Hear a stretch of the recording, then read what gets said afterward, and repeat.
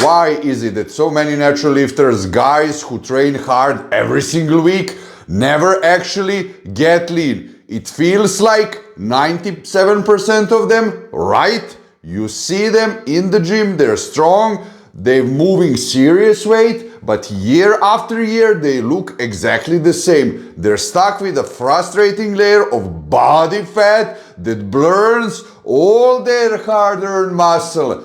The reason is they're following a big lie. You've been told that getting sharp abs and defined muscles come from piling on more and more and more cardio, right? That to get shredded, you just have to suffer on a treadmill for hours like a fucking hamster. But what if I told you that very approach is exactly what's keeping you stuck, frustrated, and worst of all, smaller and softer? When these lifters try to diet down, they often just end up looking skinny fat. The problem isn't their work ethic, the problem is that they're playing the game with the wrong rule book. They're trying to use cardio to solve problems it was never meant to fix. In this video I'm going to reveal a simple 4-step system that flips that advice on its head. This isn't another eat less, move more lecture. This is the blueprint for natural lifters to finally shred that stumper fat while holding on to every ounce of that hard-earned muscle. So if you're tired of spinning your wheels, listen closely because we're going to fix this for good. By the way, my name is Boris Kisha. I'm a fully licensed IFBB fitness coach and a professional nutritionist. I'm a super heavyweight bodybuilding competitor in the category over 220 pounds on stage, that is over 100 kilograms. I'm 6'4" tall, that's over 193 centimeters. Welcome to my channel. Now listen, before we get to the solution, you need to understand why one thing you think is helping you is actually sabotaging your progress. You understand? The idea that you can just outrun a flawed approach is one of the biggest myths in fitness. First, people widely overestimate how many calories actually cardio burns, and they use it as a license to get sloppy with their diet. You might bust your butt on a 30-minute run and burn, say, 300 calories, then you go home, have a healthy protein shake, right? With a banana and big scoop of peanut butter and, full fat milk, because you heard that and you've just consumed all those calories back. You understand? If not more. That means you're stuck on a cardio hamster wheel, running in place and actually going nowhere. Second, and this is critical for naturals, excessive cardio can be really catabolic. Do you understand? Meaning it can break down muscle when you're in a calorie deficit and you perform long, grueling cardio session. Your body simply needs more energy. Your body releases the stress hormone called cortisol, which can start breaking down your precious muscle tissue for fuel. So you're not just burning fat, you're potentially burning away that very muscle you've been working so hard to build, which in turn tanks your metabolism. And this is what leads to that dreaded, shitty, skinny fat look. You understand? You lose weight on the scale, sure, but your body composition gets worse. You get smaller and you get softer with less muscle definition than when you started. This is a frustrating cycle that makes you feel like all your hard work for nothing. And finally, excessive cardio can fry your central nervous system and your ability to recover. Your recovery resources as a natural lifter are finite.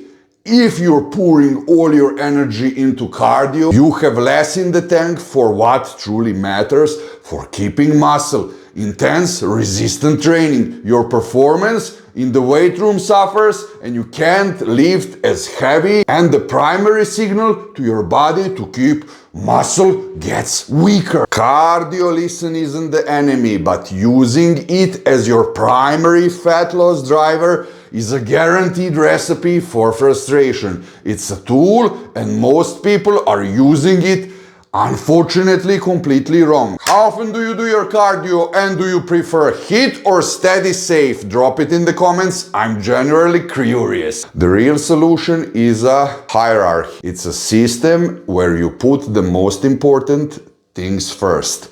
If you get those 4 steps right in this exact order, you understand, getting lean becomes an almost automatic process. I'm going to show you how. Step 1, the foundation, a calorie deficit with a high protein. Now, this is an absolute non-negotiable foundation. You can't get lean without it. You understand? No amount of cardio or magic supplements will save you if your nutrition isn't on point. And at the end of the day, you can't cheat physics. The law of thermodynamics is undefeated. To lose fat, you must consume fewer calories than you actually burn. But for a natural lifter, just any old deficit isn't enough. The quality of those calories is what determines whether you lose fat or precious muscle.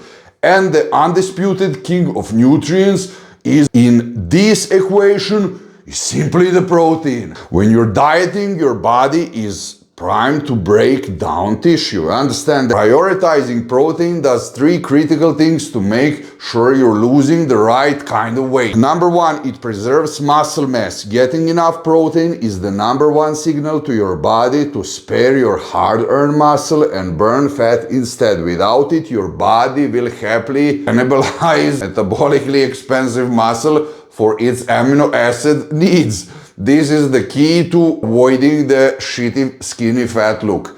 Number 2, it boosts your metabolism. Protein has the highest thermic effect of food, TEF, meaning your body burns more calories just digesting it compared to fat and carbs. You understand? It's like small metabolic cheat code with every meal. Who doesn't want that?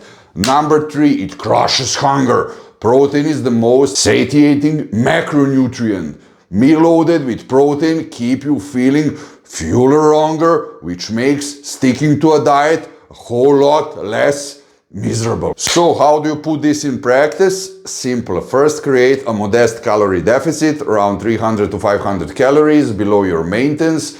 Don't crash diet. Slow and steady wins the race and saves your muscle. Second, nail your protein target. I suggest aiming from 1.6 to 2.2 grams of protein per kilogram of body weight. It's highly effective for retaining muscle in a deficit. You understand? Studies also say the same. An easy rule of thumb is to short for about 1 gram per pound of your target body weight. Fill the rest of your calories with quality carbs and healthy fats. Don't fear carbs. You need them to fuel your workouts. The secret isn't some complex meal plan, it's just being consistent. This foundation has to be rock solid before you even think about the next step. And if you want an exact plan for cutting without starving, the video is in the description. Please watch it next. I explain everything super simple. Step number 2, the stimulus-resistant training is a non-negotiable. If a high-protein diet is the foundation, then heavy resistant training is the architect telling your body what to do with it. While cardio just burns calories, lifting weights gives your body a reason to hold onto muscle while you're dieting. Every time you train hard, you send a powerful signal to your body. Hey, we need this muscle. Do you understand? It's essential. Don't burn it. This stimulus is what convinces your body to selectively pull from your fat stores for energy instead of, for example, your biceps.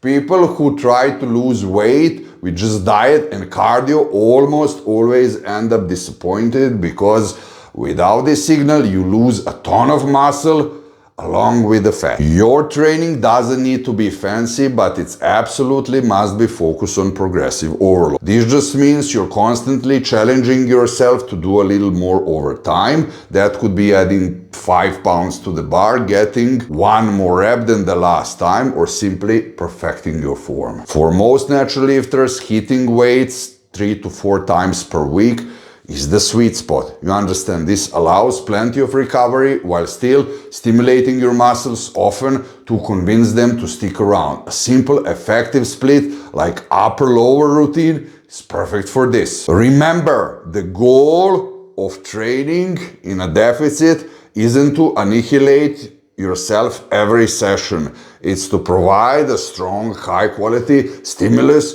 to maintain muscle. Train hard, focus on your big compound lifts, and then get out of the gym and recover. And if you want to take your training to the next level, I made 3 complete training splits you can get for free. You find the link below. I'll take you to my coaching newsletter where I'll send them straight to your email. Step 3. The real cardio is master your stress. This is the part nobody wants to hear, but it's the truth. If you're stressed out, not sleeping well, burnout, or running on fumes, your body will not burn fat, no matter how much cardio you do. You understand? It's a waste of time. Here is the simple reality. High cortisol, your body calls fat, really. Poor sleep, slower metabolism, and even worse recovery. Constant stress, your body's in survival mode. In that state, you can do an hour of cardio every day. Nothing will change. 2 hours also, 3 hours also. Trust me, I've been there, did that when I was young. You'll just feel more tired and more frustrated. No science lecture needed, no fancy term, just real life. When your system is overwhelmed, fat loss simply doesn't happen. You understand that? Once you rested, recovered, and not hormonally fucked up, then cardio finally works the way you expect to. And if you found this helpful, do me a favor and hit that like and subscribe button for more no real bullshit fitness advice, and I really appreciate it. Step 4. Cardio is not the engine, my friend. It's the turbo. The turbo only works when the engine is already running properly. Your nutrition is not under control and you're not lifting at least 2-3 times per week. And if your stress, sleep, and hormones are all over the place, cardio will do nothing for you. Zero. You'll just end up tired, hungry, frustrated, and wondering why nothing is changing. But once the first 3 steps are in the place, clean structure eating, constant stress training, and your system not being fried from the stress, then cardio finally works the way people expect to. And it doesn't need to be complicated. HIIT, steady state, incline walk, doesn't matter. The simplest, most realistic way for normal people like you is to do your cardio right after your workout. It's efficient, it's practical, and it removes the exhaust of I'll do it later. Now that's it. Keep it simple and cardio becomes a powerful tool, but only after the foundation is set. And if you want to learn the proven way for progressive overload and how to grow in the proven way, click here and I'll see you there.